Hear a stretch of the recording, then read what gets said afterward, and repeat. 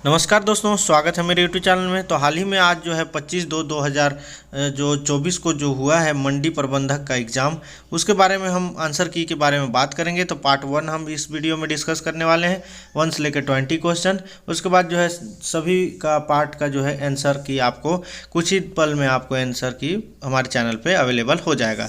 तो वीडियो के साथ एंड तक बने रहें और आपकी जो है क्वेश्चन को मिलान करें कि कितना आंसर बना है। ठीक है, अब यहाँ पे हमारे पास पहला प्रश्न है दोस्तों, एक आयताकार क्षेत्र का क्षेत्रफल 150 वर्ग इकाई है। यदि इसका परिणाम 50 इकाई है तो लंबाई चौड़ाई होगी।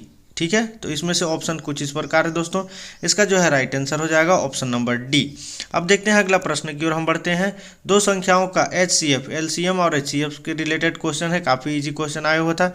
इसका जो है राइट आंसर हो जाएगा पहला, ऑप्शन नंबर पहला। ठीक है, अब देखते हैं अगला प्रश्न। यहाँ पे यदि वस्तु की कीमत 50% की वृद्धि की जाती है तो उसकी खपत को कितना कम करना चाहिए। ठीक है, इसका जो है राइट आंसर हो जाएगा दोस्तों ऑप्शन नंबर बी। अब देखते हैं अगला प्रश्न की ओर हम बढ़ते हैं। किसी मूलधन का साधारण ब्याज यहाँ पे दिया हुआ है, वार्षिक ब्याज की दर से 1 रुपया प्रतिदिन होगा यदि वह वर्ष लीप वर्ष नहीं हो। ठीक है, आपको पता है लीप ईयर क्या होता है। अब देखिए इसका जो है राइट आंसर हो जाएगा दोस्तों ऑप्शन नंबर डी। अब देखते हैं 5th नंबर क्वेश्चन को। यहाँ पे देखिए, यदि कोई धनराशि चक्रवृद्धि ब्याज आधार पर 3 वर्षों के चक्रवृद्धि ब्याज जोड़कर यहाँ पे इतना गुना हो जाता तो ब्याज की वार्षिक कितनी होगी। ठीक है, ये जो क्वेश्चन जो है दोस्तों ये थोड़ा डाउटफुल है, इसको जो है आप लोग क्लियर करके आंसर प्लीज़ कमेंट कीजिएगा।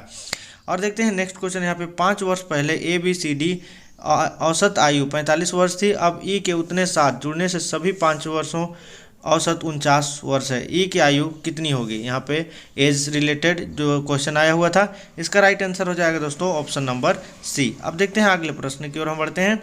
वृत्त की परिधि जिसकी त्रिज्या 5 सेंटीमीटर होगी, इसका जो है राइट आंसर हो जाएगा दोस्तों ऑप्शन नंबर सी। अब देखते हैं अगला प्रश्न। यहाँ पे एक समबाहु त्रिभुज की प्रत्येक भुजा पर वर्ग बनाया गया है। यदि त्रिभुज की प्रत्येक भुजा 8 सेंटीमीटर हो तो संपूर्ण आकृति का क्षेत्रफल बताइए, यानी कि क्षेत्रफल पूछ रहा है आप लोगों को। तो देखिए इसका जो है राइट आंसर हो जाएगा ऑप्शन नंबर सी। अब देखते हैं अगला प्रश्न की ओर हम बढ़ते हैं। यहाँ पे यदि किसी वृत्त एवं वर्ग की परिधि बराबर हो तो उनके क्षेत्रफल का अनुपात होगा, क्या होगा दोस्तों। इसका राइट आंसर हो जाएगा ऑप्शन नंबर पहला। अब देखते हैं अगला प्रश्न। यहाँ पे 10 नंबर का क्वेश्चन है जो काफ़ी इजी आया हुआ था। इसका राइट आंसर हो जाएगा ऑप्शन नंबर डी।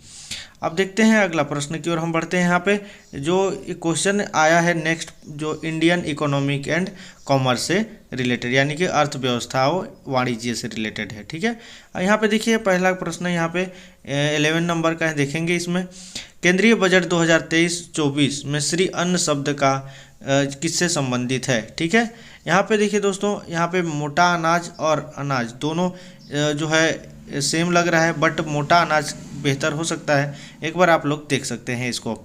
अब देखते हैं अगला प्रश्न। यहाँ पे हाल के आंकड़ों के अनुसार कृषि कुल सकल घरेलू उत्पाद, यहाँ पे कुल सकल घरेलू उत्पाद जो है यहाँ पे ये नहीं दिया गया है कि कौन सा जो सेशन का पूछ रहा है। तो यहाँ पे या तो 12 हो सकता है या तो 17 हो सकता है।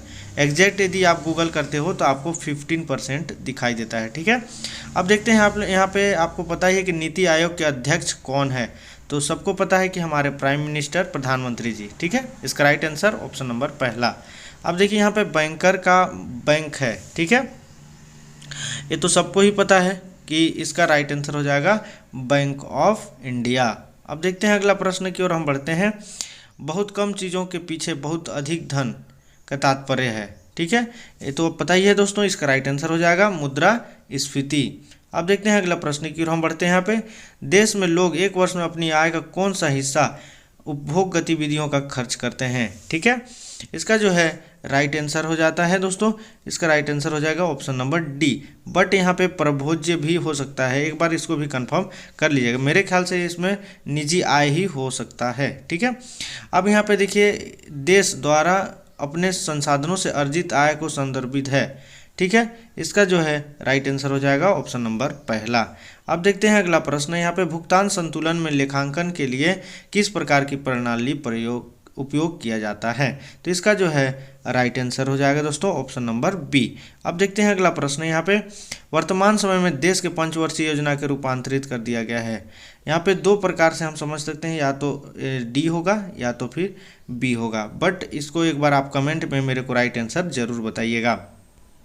अब देखिए यहाँ पे इनमें से कौन सा एक वित्तीय विवरण है जो कि निश्चित अवधि के लिए देश के निर्यात और आयात के लिए मूल बीच अंतर बताता है। ठीक है, इसका जो है राइट आंसर हो जाएगा दोस्तों ऑप्शन नंबर बी। इस प्रकार जो है हम पार्ट 1 का जो है 20 क्वेश्चन हमने देख लिए, और बाकी जो क्वेश्चन है दोस्तों तुरंत जो है आपको आंसर की हमारे चैनल पे मिल जाएगा, और इसमें से जो भी आपको जो है डाउटफुल लग रहा होगा उसका राइट आंसर हमारे कमेंट में करने की कष्ट करें ताकि सही जानकारी प्राप्त हो सके। ठीक है, मिलते हैं नेक्स्ट वीडियो में, अभी के लिए जय हिंद।